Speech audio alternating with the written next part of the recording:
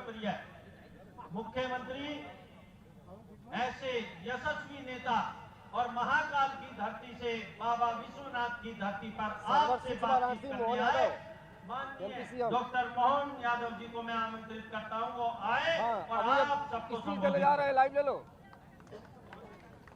बनारस बनारस वाराणसी बनारस। उसके पहले मैं 6 नंबर 6 मोहन यादव माननीय मुख्यमंत्री जी से, चलो जल्दी करो। यहाँ के सम्मानित बचाओ बिल वाला के तत्वाधान में संत रविदास जी के गिरिराज यादव जी तो रक्त देकर उस काम को करते मैं चाहता हूँ कि एक माला से इनका स्वागत गिरिराज यादव जी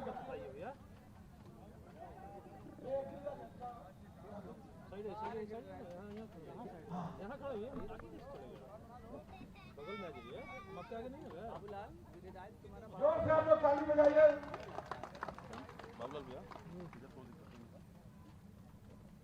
प्रधान मत ना होता है प्रधान होगा तो बताना।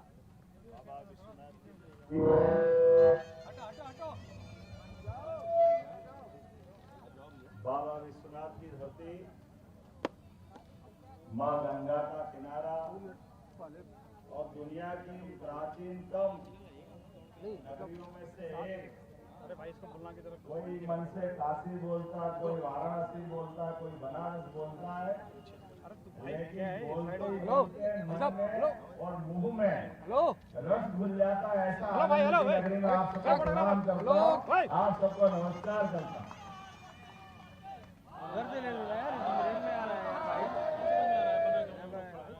और ये हर हर महादेव की जो ध्वनि का आपने एक तरह से नाद किया है, इस नाद पे थोड़ी देर बाद बात करूंगा। पहले मंच पर विराजमान सारे सम्मानीय अतिथियों को याद कर लेता हूं। संत रविदास जी की जन्मस्थली और इसी स्थान पर अभी यहाँ आने के पहले मैं उनको नमन करके आया हूं। और हमारे अपने जब पंडित महामना मदन मोहन मालवीय जी बनारस में विश्वविद्यालय की जमीन की बात कर रहे थे, तो यहाँ के बचाओ लाल जी यादव साहब ने जो भूमि दिलाने का काम किया है, वास्तव में वो भी बहुत बड़ा काम है। मैं दोनों महापुरुषों को प्रणाम करता हूँ, दोनों को स्मरण करता हूँ और उम्मीद करता हूँ कि आने वाले समय में बचाओ लाल जी के लिए भी यहाँ मूर्ति स्थापना करके उनको भी उनके किए गए काम के कारण से जीवन भर के लिए याद करेंगे। कई कारणों से इस मंच पर मौजूद अभी तो हमारे अपने जौनपुर के विधायक, मेरे छोटे भाई, आपकी सरकार के यशस्वी मंत्री श्री गिरीश चंद्र यादव जी, आप जरा उपस्थित बताते रहो, ताली वाली बजा के मैं नाम बोलता रहूंगा। डॉक्टर दयाशंकर मिश्र दयालु, माननीय मंत्री, दयालु जी आपका अभिनंदन है।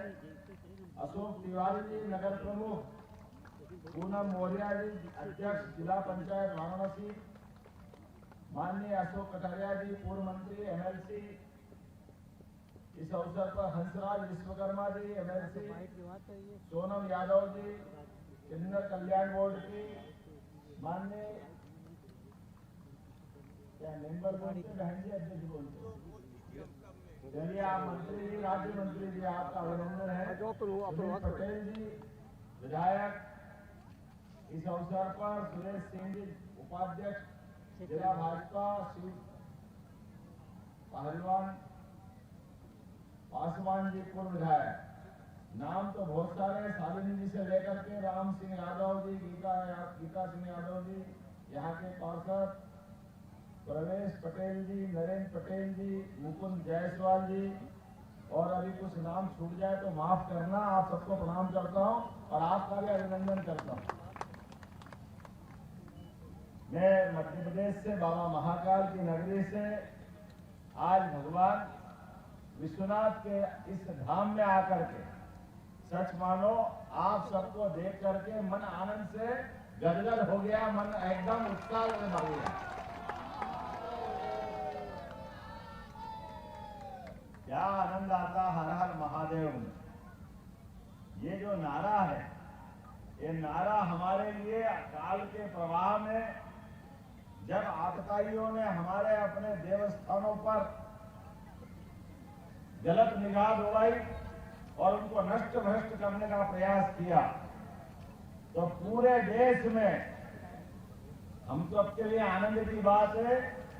वैसे तो काल के प्रवाह में बहुत उदाहरण भरे पड़े हैं अपने धर्म के अंदर, लेकिन हम सब ज्यादा पुरानी बात भी नहीं करें, लेकिन अतीत के उस घटनाक्रम को जरूर याद करें कि जब जब चुनौती दी गई हमारे धर्म को, हमारे मान्यताओं को, सनातन संस्कृति को, और जाने अनजाने ये इस शहर में जब चुनाव हो रहा है, हम सबको मालूम लोकसभा का चुनाव हो रहा है, और लोकसभा के चुनाव में जिस स्थान पर मैं यहाँ बात करने आया हूँ, मुझे बताया गया है कि बनारस के अंदर सावन के महीने के पहले दिन जिनको जल चढ़ाने का पहला अधिकार दिया है, वो सब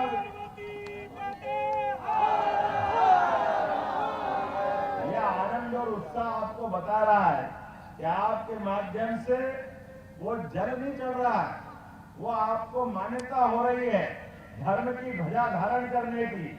वो गौरव का क्षण एहसास कराता है कि दुनिया में भले कितना उथल पुथल हो जाए, लेकिन बनारस के वीरों को, महावीरों को वो अधिकार जरूर जरूर मिलना चाहिए, और उस अधिकार को लेकर आप सब जागृत रहते हैं। मैं एक और जानकारी लेकर के आया हूँ। बताया गया कि वो भगवान राम की भरत मिलाप वाली घटना, इतना 6 टन का व्रत रहता, क्या बताया है, 500 साल से ज्यादा समय भगवान राम का शादी जो ऐसा कुछ करते हैं ना, क्या बोलते हैं उसको, भरत मिलाप। अब ये भरत मिलाप सरल नहीं है, ये भरत मिलाप को याद करोगे तो आपको आज का चुनाव अपने आप जुड़ जाए। भरत मिलाप को याद करो, या भगवान कृष्ण के अपने मथुरा में धूमधाम से किए गए आनंद के उस उत्सव को याद करो।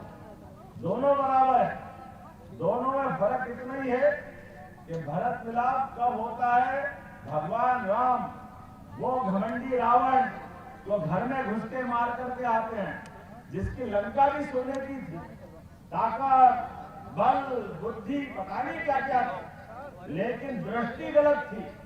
तो गलत दृष्टि को सही तरीके से लाने के लिए भगवान राम ने किन किन का सहारा लिया।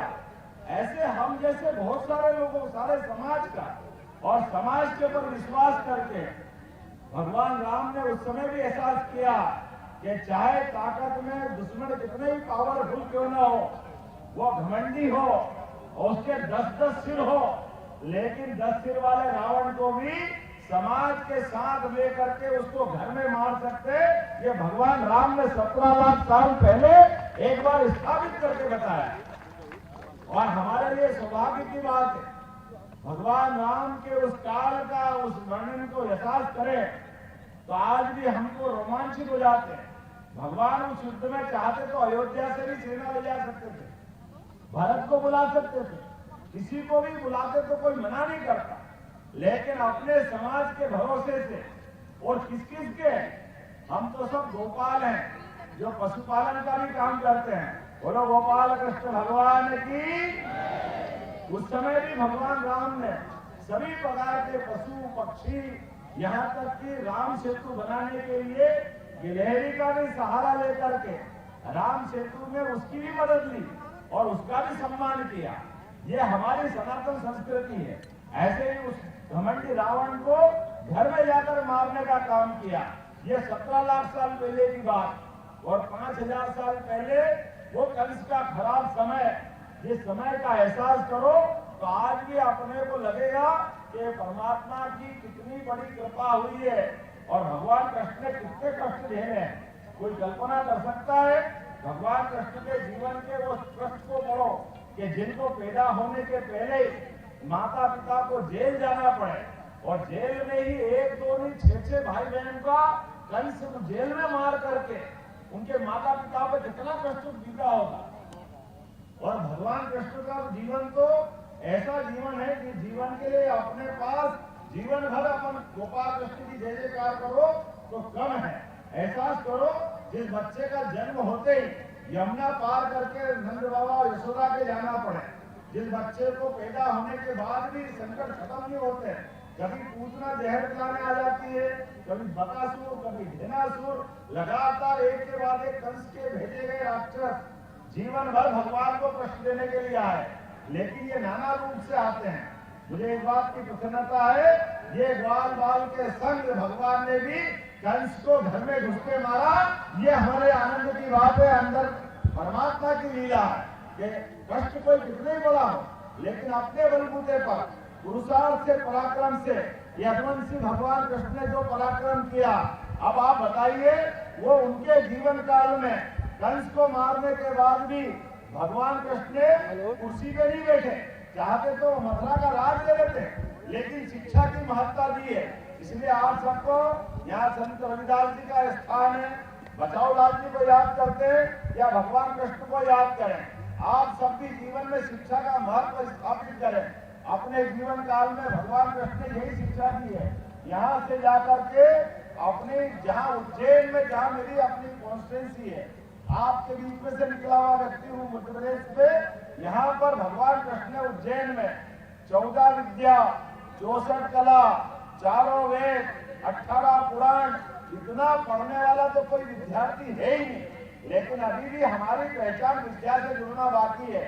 मुझे इस बात की प्रसन्नता है, यशस्वी प्रधानमंत्री के चुनाव में प्रचार करने मैं वैसे ही नहीं आया हूँ। इस बात को जरूर कहना चाहूंगा कि भारतीय जनता पार्टी की सरकार बनी और सरकार बनने के बाद मोदी जी ने दूसरी बार जो सरकार बनाई, उसमें उनने शिक्षा नीति में बदलाव किया, क्योंकि मूल शिक्षा नीति 1832 में पहले अंग्रेजों ने बदली थी। उस अंग्रेजों की शिक्षा नीति में भगवान कृष्ण के जीवन के सारे अध्याय बाहर कर दिए, भगवान राम के जीवन की शिक्षा नहीं, सनातन धर्म की सब शिक्षा बाहर कर दी। उसके बाद चलो भाई 1947 में देश आजाद हो गया, चले गए अंग्रेज, लेकिन कांग्रेस को छोड़ गए। दुर्भाग्य से कांग्रेस ने भी ध्यान नहीं दिया। और आप बताओ, मैंने बहुत सारी बातें आपके सामने कही, लेकिन भगवान कृष्ण के जीवन के कोई पाठ्यक्रम आपने कभी पढ़े हैं क्या? आप इतने सारे लोग बैठे, पढ़े हैं क्या आपने से? भगवान को पाठ्यक्रम से बाहर कर दिया, सनातन संस्कृति पे हमको गर्व करने का मौका हटा दिया। मुझे इस बात की प्रसन्नता है, और आप तो और भाग्यशाली हो। बनारस के लोग तो धन्यवाद के पात्र है, आपने माननीय मोदी जी को सांसद बनाया, उनने सरकार बनाई दिल्ली में जाकर और पाठ्यक्रम में लाने के लिए नई शिक्षा नीति लाए, जिसके माध्यम से पूरे देश में शिक्षा नीति में अब हमने भगवान राम के, भगवान कृष्ण के पाठ्यक्रम का हिस्सा बनाया है। अब हमारे अपने जीवन काल में हमारी पीढ़ी तो जानेगी जानेगी, आने वाले समय में नई पीढ़ी भी इस बात का गर्व करेगी। और आनंद तो तब आ जाता है जब अमेरिका का राष्ट्रपति आए, इंग्लैंड का राष्ट्रपति आए, और वो आकर के अपने देश के अंदर, मुझे इस बात का प्रसन्नता है कि जब हमारे देश के प्रधानमंत्री गर्व के साथ उनको ताजमहल भेंट नहीं करते, क्योंकि ताजमहल से हमारा संबंध अपनी संस्कृति का नहीं जुड़ता, लेकिन आनंद तो तब आता है जब भगवान ने वो महाभारत के भीषण युद्ध में भी अपनी शिक्षा के बलबूते पर पवित्र गीता जैसा ग्रंथ लिया और उस गीता के अध्याय से जीवन में कर्म के सिद्धांत की स्थापना की। प्रधानमंत्री और राष्ट्रपति अमेरिका को दे करके देश को गौरवान्वित करते, हमारा और आपका तो सबका सीना 56 इंच का हो जाता है। बोलो होता कि नहीं होता है? हमको आनंद आता कि नहीं? बोलो कृष्ण कन्हैया लाल की, इतना आनंद आता है। अरे गीता जैसा पवित्र ग्रंथ कांग्रेस और उनके साथ वाले सारे गठबंधन के लोग ये गीता से नफरत करते हैं। भगवान राम और कृष्ण के मामले में अरे बड़ा आश्चर्य लगता है। आप तो देवभूमि उत्तर प्रदेश के वासी हो, आप सबसे ज्यादा कौन जान सकता है, लेकिन सुप्रीम कोर्ट को मानो, कोर्ट का सम्मान करो। सुप्रीम कोर्ट ने फैसला कर दिया कि हाँ, भगवान राम का स्थान वही है, वही सरयू का किनारा, वो जनक सुता मही अपने भगवान जनक के लड़के हैं, लेकिन राजा जनक के उस स्थान पर भी भगवान राम के मंदिर बनने के लिए कांग्रेस ने अड़ंगे लगाए और बाकी भी साथ वाला अड़ंगे लगाए। लगातार अड़ंगे लगाने का दुष्परिणाम क्या हुआ कि इस देश के अंदर आप अंदाज लगा लो, और यहाँ से इस देश से बाहर जाओ, आप अमेरिका जाओ, इंग्लैंड जाओ, जापान जाओ, जर्मनी जाओ, चाइना जाओ, और आप जाकर के केवल भारत का नाम मत बताओ और आप कह दो कि आप कहां से आए, आप ये बोलो कि मैं भगवान राम और भगवान कृष्ण की धरती से आया हूं। जैसे ही आप बोलोगे वो अपने आप समझ जाएंगे कि आप भारत से आए हो। दुनिया को मालूम है कि वो ये भगवान राम और कृष्ण की धरती कौन है।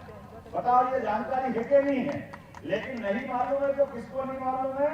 ये कांग्रेस और ये इनकी साथ वालों को मालूम। ये एक भी व्यक्ति भगवान राम के धाम पे दर्शन करने को भी तैयार नहीं। आप बताइए, वोट मांगने आपके दरवाजे आए, आप उनसे कहना भाई भगवान राम भगवान कृष्ण की धरती पर आप दर्शन करने गए क्या?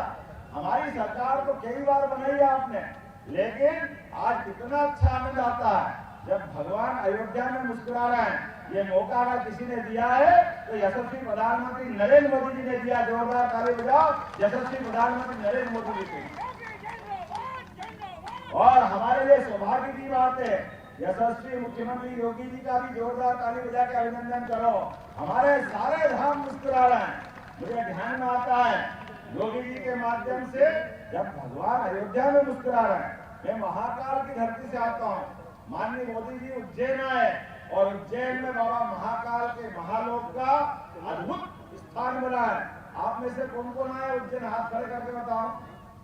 अभी आगे नहीं निकले करा, आपको सबको निमंत्रण दे रहा हूँ। आप अगली बार आओ, आपके भाई की सरकार है, आप सबका अभिनंदन करूंगा। उज्जैन में सारे लोग आओ धूमधाम से। इतना अच्छा तीर्थ है। हमने वहाँ संग्रहालय बनाया। वो संग्रहालय भी 3 तरह के बनाए। एक शिवायन, भगवान शिव की परंपरा, उनका पूरा परिवार, उसकी जानकारी का संग्रहालय बाबा महाकाल का मंदिर का महालोक। एक शक्तिपीठ बनाया दुर्गायन करके और सिद्धि माता का, और एक कृष्णायन बनवाया भगवान कृष्ण की सारी लीलाओं का, और जो शिक्षा ग्रहण करी उन सारी बातों का वर्णन वहां मिलेगा। ये उज्जैन में हम कर रहे हैं। और उतना ही नहीं, हमारी सरकार ने निर्णय किया है कि हमारी सरकार के माध्यम से उज्जैन, चित्रकूट जहाँ भगवान राम ने 11 वर्ष वनवास काटा, उज्जैन में जहाँ भगवान कृष्ण ने शिक्षा ग्रहण करी, और जहाँ जहाँ उनने अपने चरण धरे, प्रत्येक स्थान को हम तीर्थ बना रहे हैं। हमारी सरकार वहां ये काम करने वाली है। और आपके माध्यम से जैसे आप 1 तारीख को वोट दोगे, तो जैसे अयोध्या में भगवान राम मुस्कुरा रहे हैं, उज्जैन में बाबा महाकाल के महालोक का आनंद आ रहा है, वैसे आनंद आपको मथुरा में भी आएगा। आना चाहिए कि नहीं आना चाहिए? यहाँ डबल इंजन की सरकार है, योगी और मोदी की सरकार है। अरे हमारे देवता नहीं मुस्कुराएंगे तो किसके मुस्कुराएंगे? अब कई लोगों को पेट में दर्द होता है, वो कहते हैं आप भगवान राम और कृष्ण की बात क्यों करते हो, आप धर्म की बात क्यों करते हो? अरे भैया, हम धर्म की बात नहीं करेंगे। भगवान कृष्ण ने तो धर्म मार्ग पे चलना सिखाया, जीवन भर धर्म मार्ग पे चले। अब अगर धर्म ही नहीं करेंगे तो क्या अधर्म की करेंगे? आप बताओ किसकी करना चाहिए? धर्म की बात करना चाहिए कि नहीं करना चाहिए? अरे जनता की सोच करना चाहिए। सरकार बनेगी, 10 बार बनेगी, और जो अधर्म के मार्ग पे जाएगा अपने आप हाशिए पे पहुंच जाएगा। हमको कुछ ज्यादा करने की जरूरत नहीं है। समय करवट बदल रहा है, इतिहास बदल रहा है। अब जो भगवान राम का नहीं, जो भगवान कृष्ण का नहीं, वो किसी काम का नहीं है। आने वाला समय बता रहा है उनकी सबकी हालत खराब होने वाली है। अब तो 6 चरण का चुनाव हो चुका है। आने वाले समय में मैं तो आपके बीच में बताना चाहता हूँ, मोदी जी को आपके माध्यम से धन्यवाद देना चाहता हूँ। हमको मालूम है लंका जाने के लिए राम सेतु भगवान राम ने बनवाया। काल के प्रवाह में बहुत लंबी बात हो गई, लेकिन आज भी इसलिए ज्यादा आपको धन्यवाद देने की जरूरत है। अभी अभी माननीय मोदी जी के माध्यम से आप द्वारका नहीं गए हो तो जाके देखना। भेड़ द्वारका जाने पर पहले पानी के जहाज से जाना पड़ता था। जोरदार अभिनंदन करो मोदी जी का, उनने पुल बनवा दिया, अब अपने वाहन से वहां तक पहुंचते। ये सौभाग्य हमारा। और मोदी जी ने तो और बड़ा काम किया।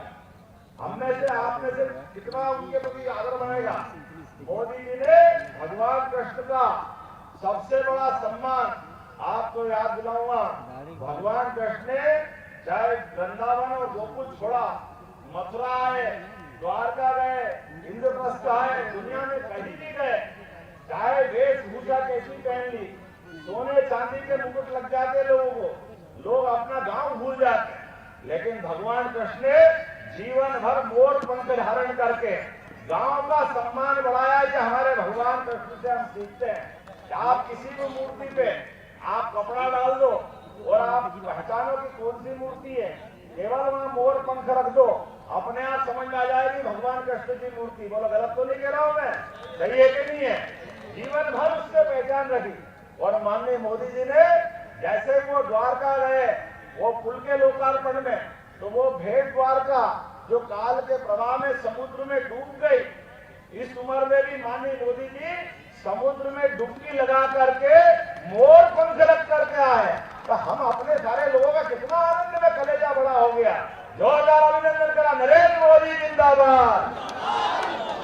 आप बताइए, एहसास हम करा रहे हैं, हमारे लोगों की सरकार थी पहले, वो मसला अच्छी कर रहे थे, भगवान का द्वारका सुधार रहे थे।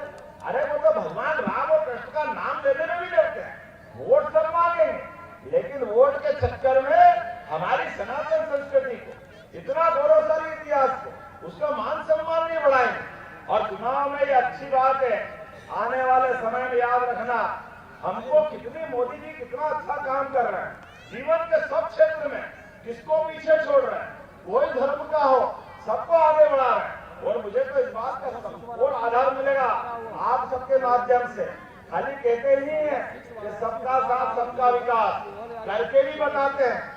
आज आपके परिवार में से उठा करके सीधा मुख्यमंत्री बनाया, तो किसके कारण से बनाया? ये केवल मोदी जी के कारण बनाया। ये हमारा सबका सम्मान।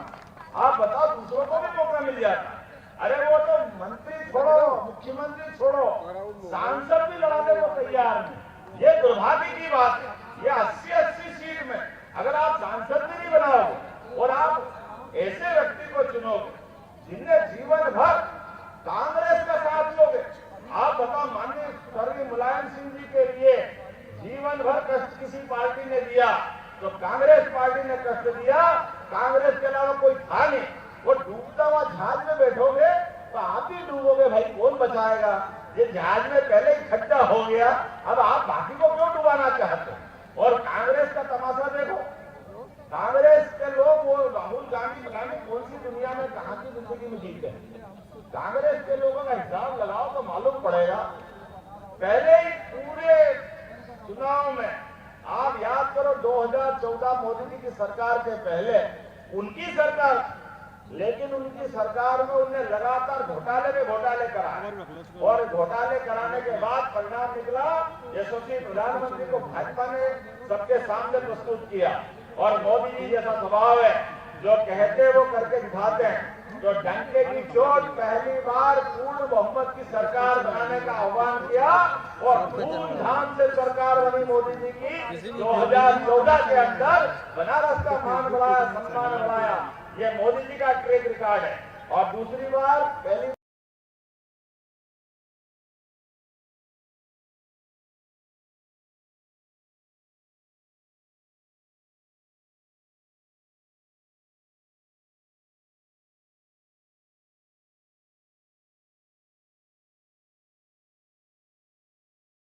So Dad, where did you meet Mom for the first time? There. The final trigger.